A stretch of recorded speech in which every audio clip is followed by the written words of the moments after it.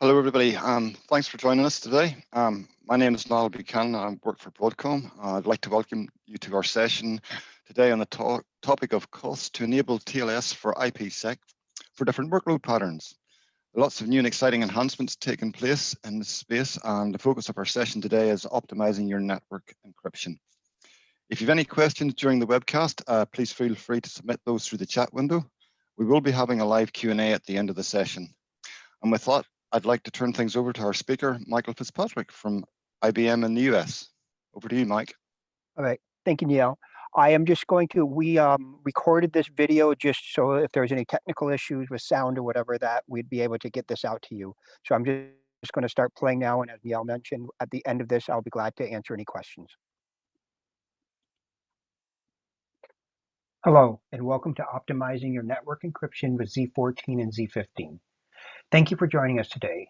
My name is Mike Fitzpatrick, and I'm an architect from the z/OS Communications Server Group with IBM. Data is the lifeblood of any business, so protecting this data, whether at rest or in flight, has become a critical requirement.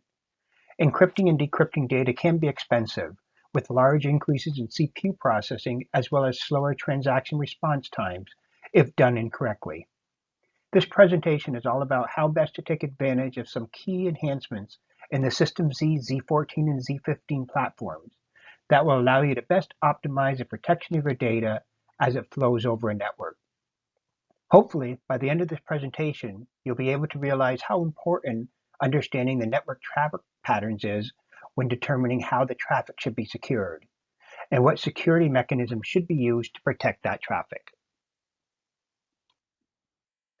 Here's what we'll be covering in today's discussion. First, I will take you through what z/OS's role is when it comes to providing network security. Next, we will discuss the environment that was used to collect the measurement data presented here. We will then explore the TLS mechanism via Application Transparent TLS, or ATTLS for short, for securing different traffic patterns. After that, we will do the same thing for IPSec. And finally, based on the measurement results, we will arrive at a set of best practices for what security mechanism should be used based on the application behavior, what cipher suites perform best on the Z14 and Z15 platforms, and the importance of understanding your network traffic patterns when providing network security. So let's begin with what z/OS has to offer and why end-to-end encryption is now becoming a standard practice in customer enterprises. What is communication server's role when it comes to network security? First, it is to protect the system resources from the network. What this means is we need to protect the z/OS system from unwanted intrusion attempts, as well as any denial of service attacks. We want to be able to limit what network users can access which resources on the system. And this will allow us to be able to protect these system resources from unauthorized access. Next, we want to protect the data while it is in the network, either being sent from z/OS or sent to z/OS. We do this by verifying the secure endpoint is who it claims to be through the use of certificates. This helps us verify that the data being received originated from the sender we trust. The data needs to be authenticated to ensure it was unchanged while traversing the network. And the contents needs to be protected from unauthorized viewing using encryption and decryption mechanisms. Bottom line, z/OS is the last line of defense. It provides secure access for both TCP/IP and SNA applications. It utilizes the hardware provided by System Z to optimize authentication and encryption processes. It provides auditing to help determine what network access is occurring and whether this access is secure. It is meant to complement existing security functions, such as firewalls or intrusion detection appliances. As I mentioned earlier, security no longer applies just to the perimeter of the data center, but extends all the way to the back-end servers. Regulatory compliance and company-specific security policies are driving end-to-end encryption. The term pervasive encryption doesn't imply the data needs protection only when it is stored on disk. It also includes ensuring the data is encrypted whenever it is moved across a network. We are seeing a continual increase in TLS and IPSec deployments on z/OS for customers needing to implement network security at the endpoints. Customers are trying to do this with the goal of minimizing the cost of deploying network security. So what are the questions that customers should be asking themselves? The first is, how will enabling network security for a workload impact its performance? What will be its impact to a transaction response time or throughput? And what is the delta increase in CPU consumption once network security is turned on? Second, do network traffic patterns play a role in the overhead of network encryption? Do short-lived connections perform differently from persistent connections? As the transaction payloads increase, how does that affect my performance? What things can you do to optimize the performance of your network encryption? Are there things from an application perspective that can minimize the impacts? And finally, are there specific software or hardware features that can be exploited on Z14 and Z15 that will provide performance enhancements? The answer, of course, is yes. Before we dive into the different security mechanisms and measurement results, I'd like to take a couple of minutes to describe the environment that was used to perform these benchmarks. Let's start with the hardware. Measurements were performed on Z13, Z14, and Z15 hardware, each with the same number of dedicated CPs and physical memory configured. The latest supported generation of OSA network adapters and Crypto Express cards was used on each machine. For the Z14, you may notice that an additional 2 ZIP processors were configured. In a subsequent chart, you will see this used for the IPSec measurements done to show the benefits of offloading encryption and decryption processing to these specialty engines. From the software side, all systems were IPL'd with z/OS v2r4 and a recently current ICSF release. A gallows counter mode, or GCM cipher suite, is used for both the TLS and IPSec measurements. As you will soon see, choosing an AES GCM cipher suite when running on Z14 or Z15 is a recommended practice due to the AES GCM optimizations made directly in the hardware.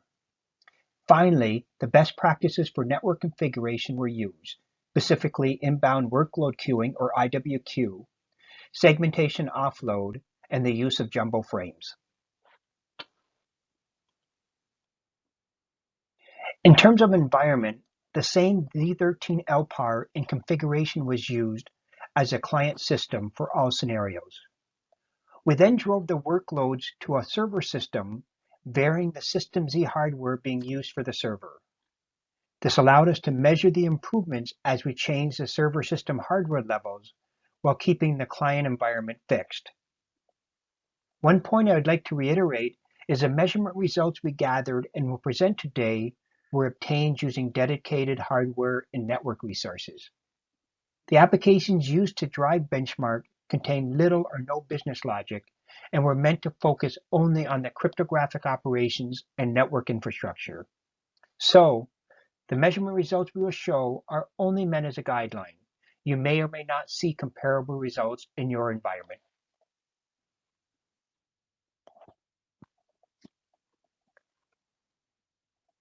What are the cryptographic hardware features that are integrated on System Z?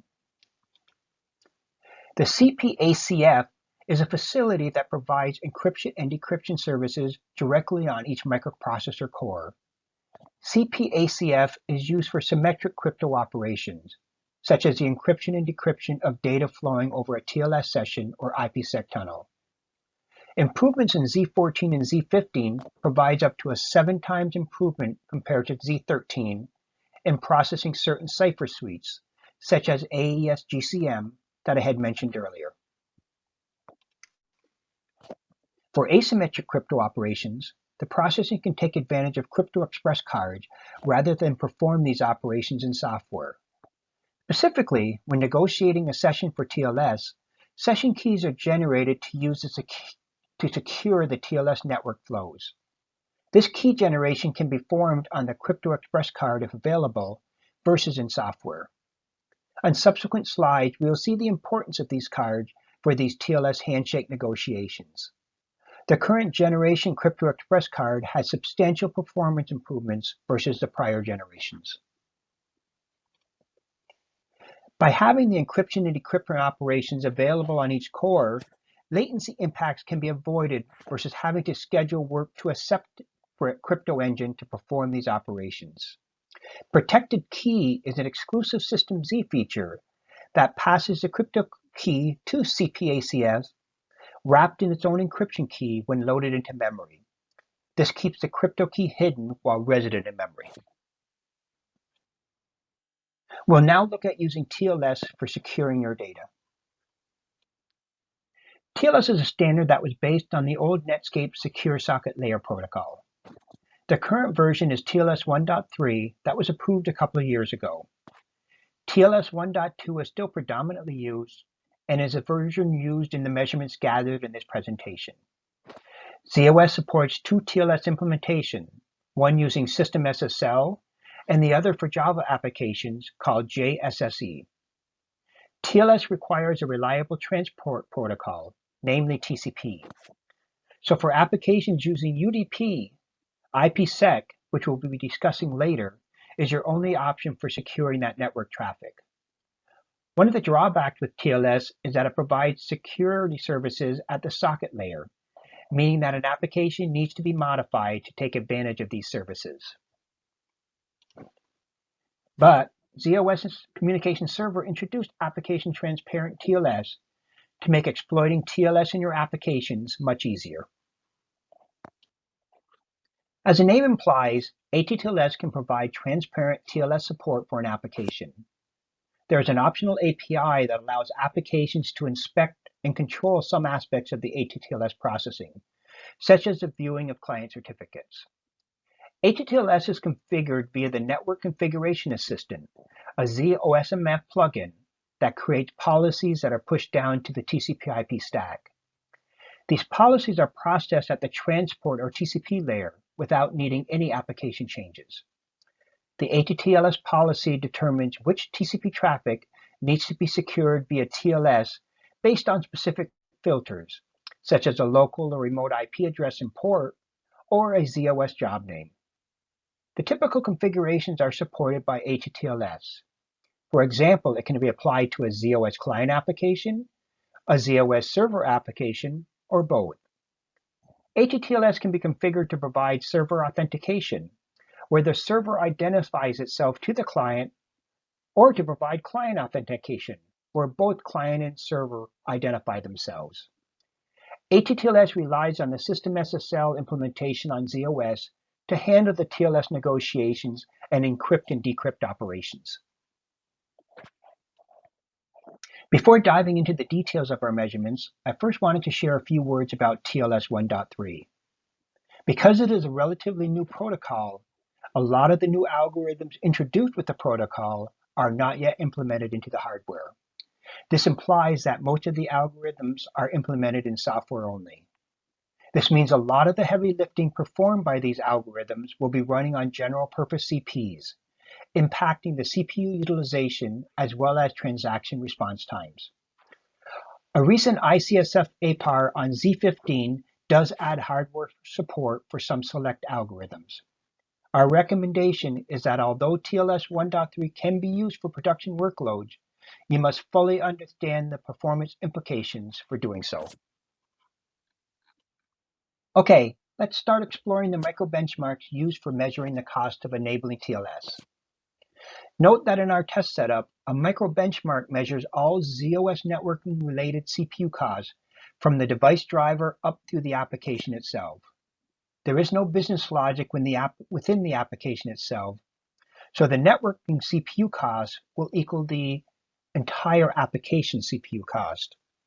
In a real-world application where business logic such as database operations are occurring, the network-related CPU cost is a fraction of the overall transaction cost. The micro benchmarks we are presenting will show the worst case scenario from a networking perspective. The first micro benchmark I want to discuss is for a workload that uses non-persistent connections, what we call a connect request response or CRR workload. A CRR workload's traffic pattern is modeled after web server interactions, characterized by a client sending a connect request to a server to establish a TCP connection, sending a fixed size request to the server, receiving a fixed size response back from the server, followed by the connection being closed. This sequence is repeated for the duration of the micro benchmark. In the CRR measurements, we ran with 10 client applications, each driving 200 transactions per second, for a total of 2,000 transactions per second being handled by the server application. When we enable TLS for this type of network traffic, you will see that we add 2 full round-trip network flows in order to establish the TLS environment for the TCP connection. This doubles the number of network flows required for each CRR transaction. We'll start off measuring the additional networking-related CPU costs to enable TLS with the AES GCM cipher suite on Z13 with no Crypto Express cards configured. As you can see, the impacts are quite large, with networking-related CPU increasing by nearly 120 times for a workload with a 1K request and 1K response. For the larger request response payload, the CPU cost and latency impact are not quite as large. This is because there are additional network flows required to send all the data for the request and response, helping to offset some of the overhead of the 2 round-trip TLS network flows. In addition, because of the latency introduced by generating the TLS session keys and software, as well as the additional TLS network flows, we are now only able to achieve 11% of our target 2,000 transactions per second. But remember, we are not running with Crypto Express cards configured. So don't panic, it does get better. By configuring a Crypto Express card on the Z13, the creation of the session keys are now offloaded to Crypto Express cards, meaning the TLS session keys can be generated quicker and general purpose CPs are no longer used. Notice that we reduced the networking-related CPU costs by almost 95%, and we were able to achieve nearly 80% of our target 2,000 transactions per second. However, an 8-time CPU increase versus clear text is still an issue, and the additional latency from the 2 TLS network flows continues to impact the transaction response times. But keep with me, the story does get better. By default, when a TCP connection requires TLS, 2 full handshakes are needed to negotiate, build, and send TLS session keys used for the subsequent encrypt and decrypt operations. If new connections are being created by the same clients, ATTLS, along with System SSL, provides the ability to cache and reuse information from the previous TLS session with the client. By enabling session caching, we can cut the number of TLS round-trip network flows in half. We can also avoid the expensive processing needed for new session keys, as the session keys from the prior client connection can be reused. As you can see, we are now able to reduce transaction response times enough so that we can meet our 2,000 transactions per second objective. However, we are still seeing over a 5 times networking-related CPU increase versus when no TLS was enabled. But there is still another chapter in this story.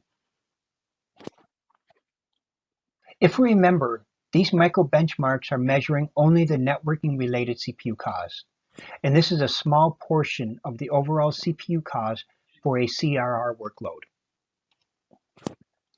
To estimate what percentage of the workload CPU cost would be attributed to networking processing, we ran a CICS micro benchmark that drives a CICS application for each transaction.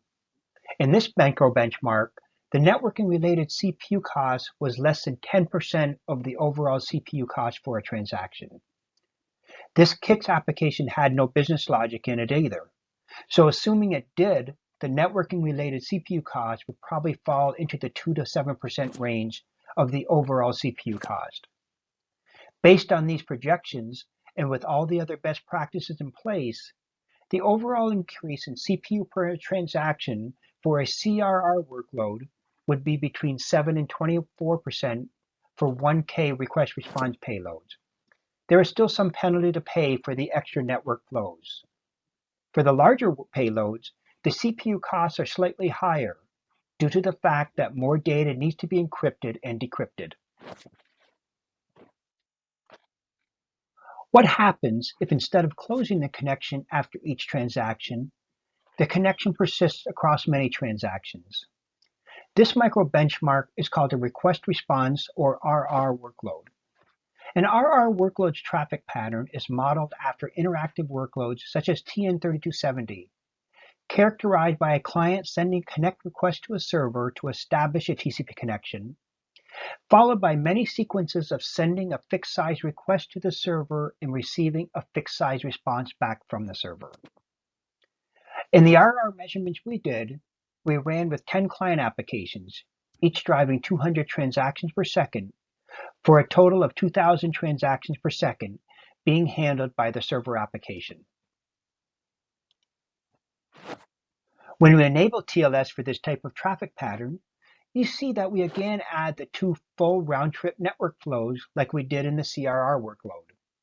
However, because there are many transactions flowing over this TCP connection, the TLS handshake flows are amortized across the life of the connection, so it should have much less an impact than for non-persistent connections. For persistent connections, almost all the encryption and decryption operations are symmetric, meaning they occur on general-purpose processors using the CPACF facility. Using the best practices from our CRR workload, you can see how much better workloads utilizing persistent connections perform versus workloads using non-persistent connections. In this case, we reduce the networking-related CPU cost by nearly 90% for 1K request response payloads and over 70% for the larger payloads. Because we no longer need a TLS handshake for each transaction, the impact to transaction response times is also significantly reduced. So if possible, it makes sense to explore converting workload applications to use persistent connections before enabling them for TLS. Like we did when we ran the CRR workloads, the micro benchmark for RR workloads are only measuring the network-related CPU costs.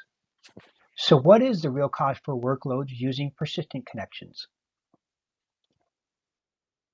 To estimate what percentage of the workload CPU cost would be attributed to networking processing, we again ran a KIX micro benchmark that would drive a KIX application for each transaction.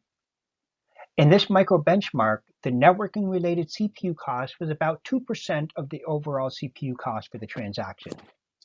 Again, this KIX application had no business logic in it, so assuming it did, the networking-related CPU cost would probably fall in the 1 to 4% range of the overall CPU cost. Based on these projections, and with all the other best practices in place, the overall increase in CPU per transaction for an RR workload would be under 2% for 1K request response payloads, and for the larger workloads, the CPU costs are slightly larger. As I mentioned in the beginning of the presentation, enhancements were made to CPACF on Z14 and Z15 in the processing of specific cipher suites, including AES-GCM. Running these same micro benchmarks for CRR and RR workloads on Z14 and Z15, you can see the benefits of moving these from Z13. For CRR workloads, the CPU savings compared to Z13 range from 4 to 14%, while for RR workloads, the CPU reduction ranges from 23 to 72%.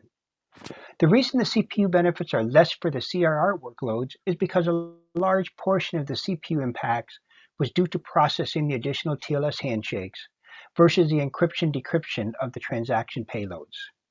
For RR workloads, the CPU savings are more pronounced because most of the CPU impacts was a result of the encrypt-decrypt operations. Z15 shows a slight improvement over Z14 since the CPU processors and cache are slightly faster. So what are the recommendations? For starters, if you are not yet on Z14 or Z15, evaluate whether you can benefit from moving your workloads. Remember that you will see even more significant benefits if you are on an even older hardware. Likewise, if you are currently not using AES GCM, investigate whether you can convert it to take advantage of the performance optimizations made to this cipher suite. What about connections that stream data? This micro benchmark is called a streaming or STR workload. A streaming workload models bulk data transfer traffic such as FTP puts and gets.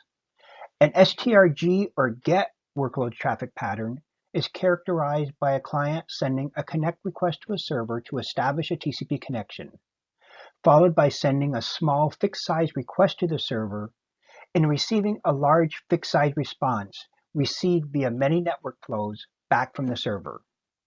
An STRP or put workloads traffic pattern is characterized by a client sending a connect request to a server to establish the TCP connection, followed by sending a large fixed size request sent via many network flows to the server and receiving a small fixed size response back from the server. In the STR measurements, we ran a single client application that either sends 1 byte requests and receives a 500 megabyte response from the server, or sends a 500 megabyte request and receives a 1 byte response back from the server. When we enable TLS for this type of traffic pattern, we again add the 2 full round-trip network flows like we did in the prior workloads. However, like the RR workload, because there are many data transfers flowing over this TCP connection, the TLS handshake flows are amortized across the life of the connection.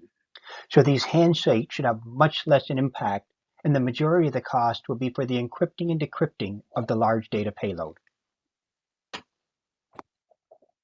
For streaming workloads, most of the encryption-decryption operations are symmetric, so they occur on general-purpose processors using the CPACF facility. Using the best practices from our prior workload, you can see that cryptographic operations on large data payloads does have an impact on the amount of CPU being consumed. For streaming gets, networking-related CPU costs increased by over 500%, while for streaming puts, the networking-related CPU costs increased by nearly 300%. There is a modest degradation in throughput because each encrypt-decrypt operation does add latency to each data packet in the transaction. In this micro benchmark, the CPU cost of decrypting the data is slightly less than the cost to encrypt it. Like our previous micro benchmarks, this micro benchmark has no application logic, such as reading and writing to disk for the file transfer. In our measurements, we normally measure networking-related CPU costs to be about 1/3 the total cost for streaming workloads. So taking that into account, these CPU increases, although still significant, are not as dramatic. Because the bulk of the increase in networking-related CPU costs is to encrypt and decrypt the larger data payloads, it should be expected that by running these STR workloads on Z14 and Z15, we should see considerable performance benefits. Notice that the optimizations made to CPACF for selected cipher suites, such as AES GCM, are more obvious the more data that need to be encrypted or decrypted. In our measurements here, around 70% across the board. These CPACF enhancements also have resulted in the encrypt-decrypt operations being done faster on Z14 and Z15. So the amount of additional latency is also reduced, resulting in much better throughput when using cipher suites such as AES GCM. Because the benefits of these cipher suite enhancements are more pronounced on Z14 and Z15, it is recommended to evaluate whether you can take advantage of them. So let's shift gears and talk about the other mechanism for securing network traffic, IPSec.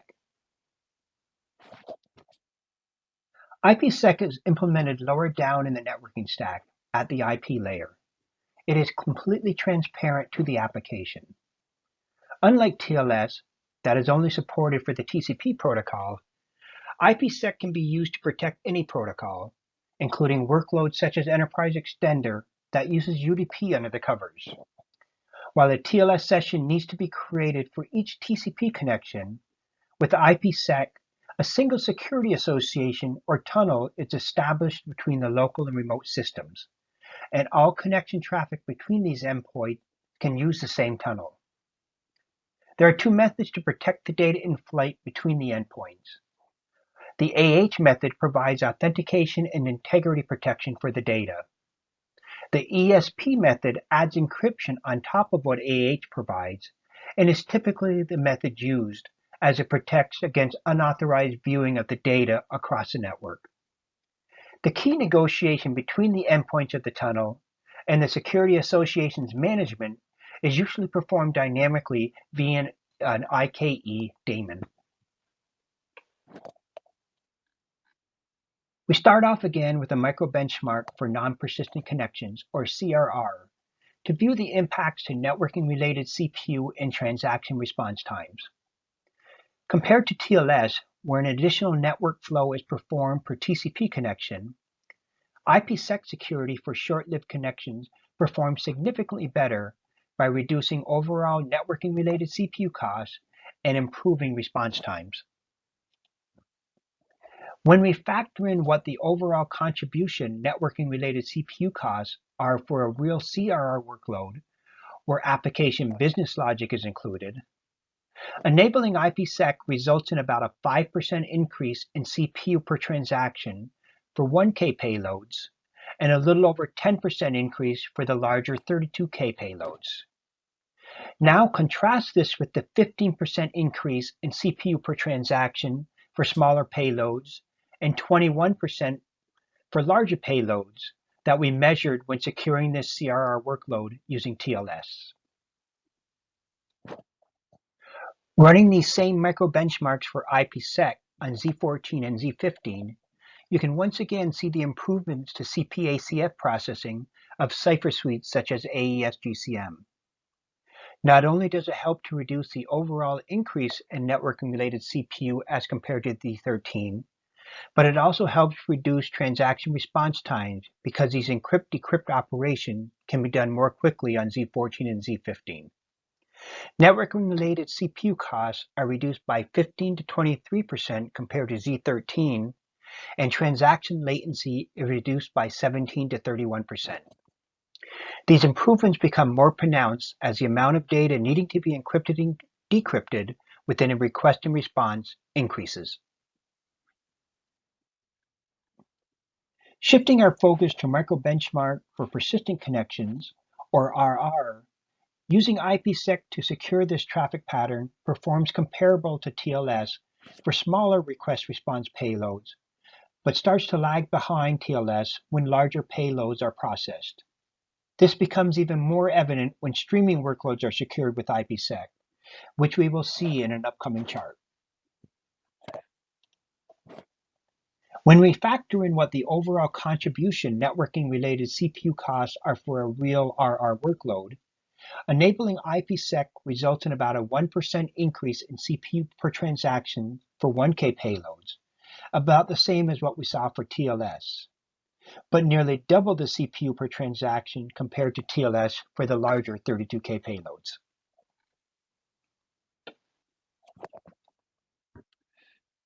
Running these same long-lived connection micro-benchmarks with IPsec enabled on Z14 and Z15, the same outcome can be seen. Because of the CPACF improvements, a better story regarding impacts to networking-related CPU and response times can be told. Networking-related CPU costs are reduced by 5% for smaller workloads, and response times are reduced by 20%. And just like the short-lived connections micro-benchmarks, the performance improvements for larger request-response payloads shows more dramatic results, in this case about a 70% reduction in networking-related CPU costs.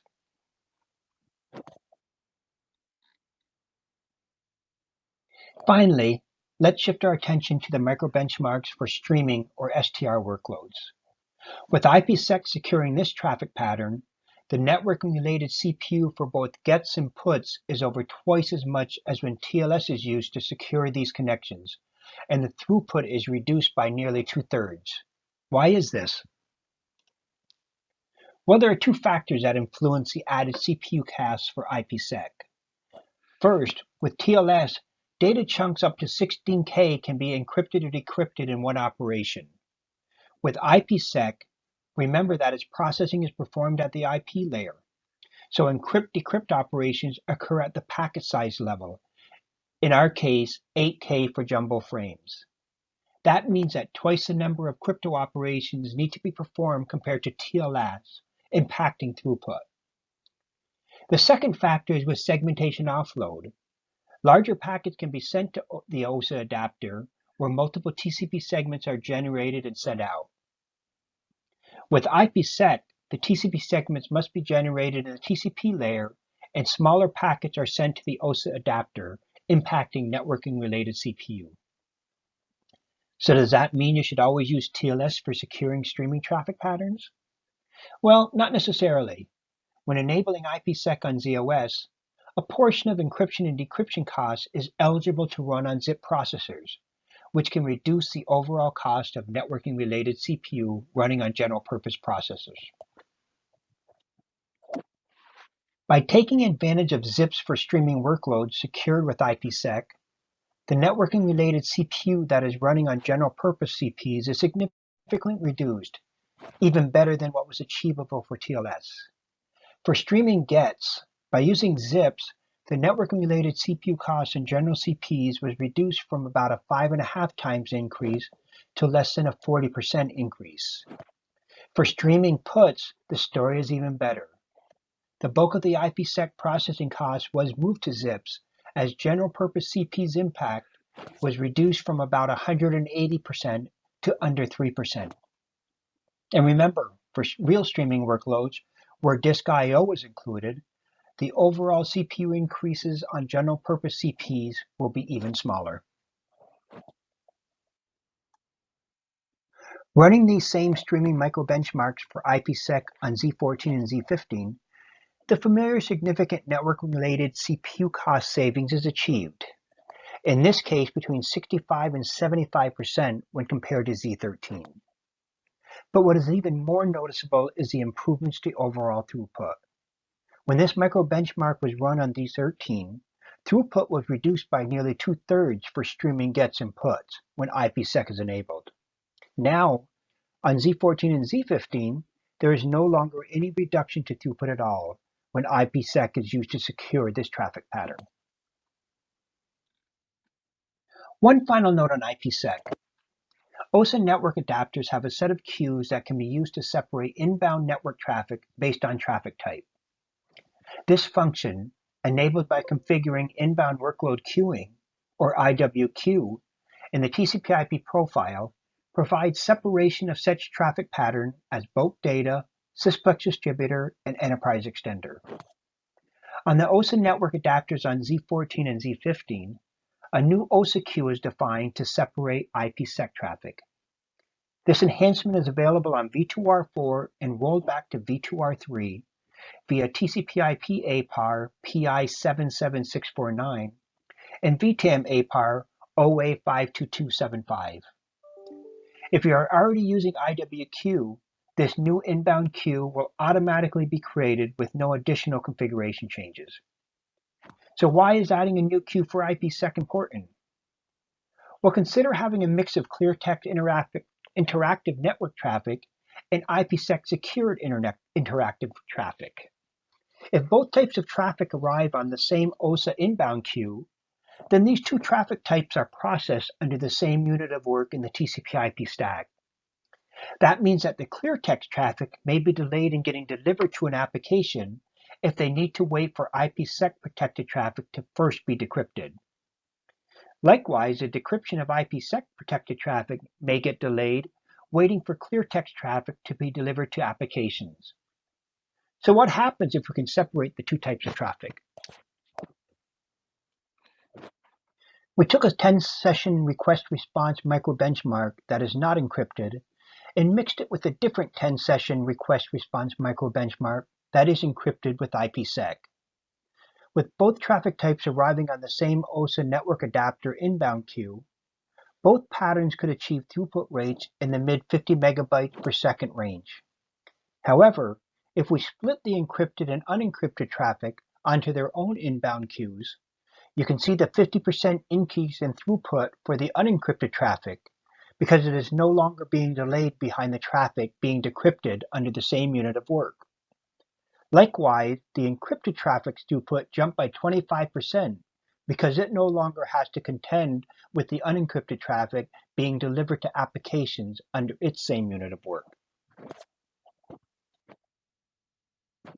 Now that we have covered both the TLS and IPSec mechanisms for securing data flowing over a network and investigated the different traffic patterns that workloads can generate, let's take a look at some best practice guidelines you should consider when securing your data. It goes without saying that enabling network encryption comes with a significant impact to your networking-related CPU consumption, response times, and throughput. However, there are several steps you can take to ensure you encrypt and decrypt your network traffic in the most optimal way. First, Crypto Express cards are critical for reducing the cost of TLS handshake processing, especially for non-persistent TCP traffic patterns. Next, consider configuring TLS session caching in your network configuration assistant policy for short-lived connections to cut down the number of TLS network flows and eliminate the costly security key generation for new connections. If you have not done so, consider using AES GCM suites for your TLS and IPSec cipher suites on Z14 and Z15, as they offer substantial performance optimizations over previous generations of System Z hardware. If you're using IPSec to secure a subset of your workloads, configure IWQ to allow the non-IPSec traffic to be processed more efficiently. And finally, if you secure streaming traffic with IPSec, consider using zips to help reduce the impacts of networking-related CPU costs on your general-purpose CPs. When you are planning to roll out network security for the first time or for a new workload, it is imperative that you perform proper capacity planning. This includes making sure you have the correct number of crypto cards available, as well as zip capacity for IPSec encrypted workloads. And we have seen throughout this presentation, understanding how your workload applications communicate with its remote partners, as well as the traffic patterns being used for these workloads, is very critical. A very useful tool in determining your workload traffic is the ZOS Encryption Readiness Technology, or ZERT. It generates new SMF type 119 records that can be imported into the ZERT network analyzer to examine the types of inbound and outbound traffic patterns to ZOS, as well as what security mechanisms, if any, are currently being used for each workload. This ends the presentation. Thank you for joining, and I hope this was beneficial to you. Please make sure to fill out your session evaluation. Also, don't forget to show your appreciation to the GSE conference organizers by contributing to the NHS Charities Together.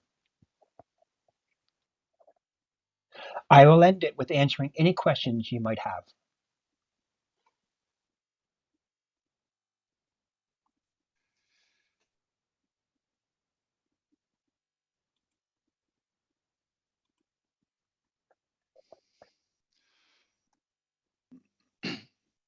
Okay. If anybody's got any questions, feel free. You should be able to unmute yourselves.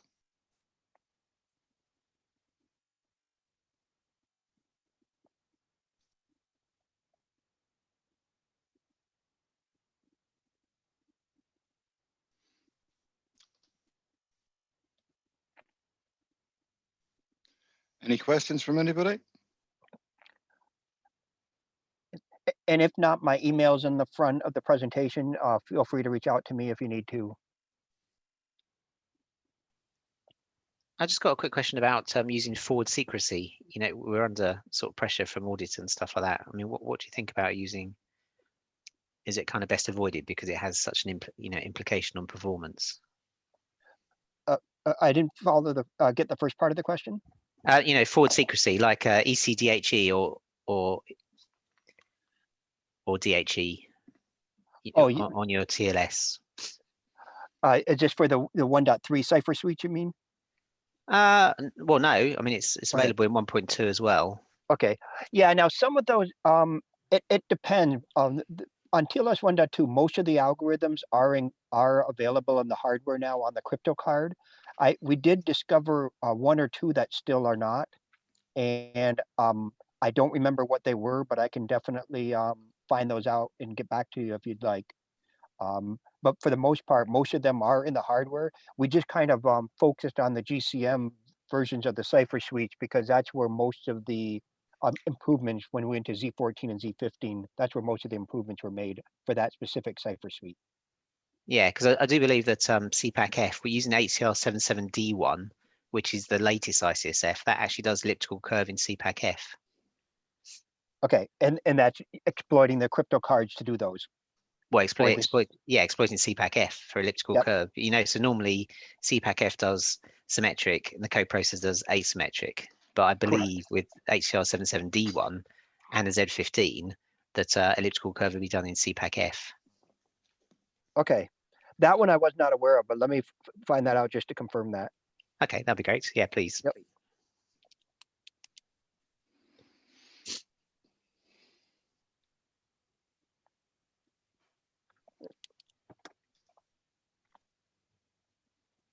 Any other questions?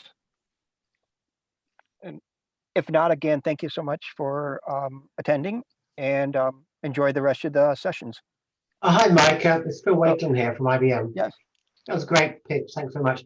Just a quick question, perhaps following up from the last one, and that is, where's the best reference to find out which ciphers are supported by the hardware at different levels? Have you got any recommendations on where to look for that? No, I don't. And unfortunately, I don't believe there is. From our internal measurements, we just kind of tripped over and discovered them as we were testing them. So unfortunately, I don't believe there is. Let me double check though. I know Chris Meyer, who works in our communication server group, he's a security focal point. He has a presentation on the hardware features and what algorithms and stuff. It may have a better list of those. Let me find that out and I can actually try to share that with you as well. Oh, that'd be great. Yeah, maybe we need to look at ICSF or maybe it's in the hardware. It's kind of hard to know where to look because obviously it's a moving target. Yes, and I believe ICSF has some of them documented, but like I said, we've actually tripped over some of them that kind of surprised us as well. But okay, thanks. I'll ping you. Cheers.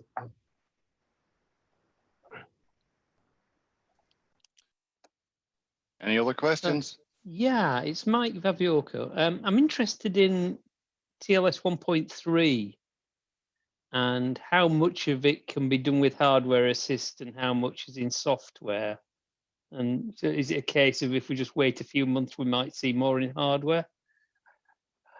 Yeah, I had mentioned that there is in the presentation, there's a one ICSF APAR that's available on Z15 that enabled them to do a couple of select algorithms, and it should be in the APAR text itself of what those algorithms are, but it does not include everything that was introduced with TLS 1.3. And it was just more of a kind of a warning in our measurements, and we were, depending on what algorithm we use, you could see substantial CPU issues as well as throughput degradation because we were performing so much of it in software. So I would recommend you look at that ICSF APAR to see which algorithms were included to support the hardware and if those are the ones that you're interested in. Yeah, thanks. So we're going to start looking at TLS 1.3 imminently, but I'm not sure we'll be doing anything other than beyond our test systems. Should be nice to know when more of it might be in hardware, but I guess that's a pre-announcement and you can't. Yes, it is a pre-announcement, and I can at least tell you that it is a known issue and it is something that is being worked on. Sorry, it's trouble with the mute button. Yeah, thank you very much. Yep.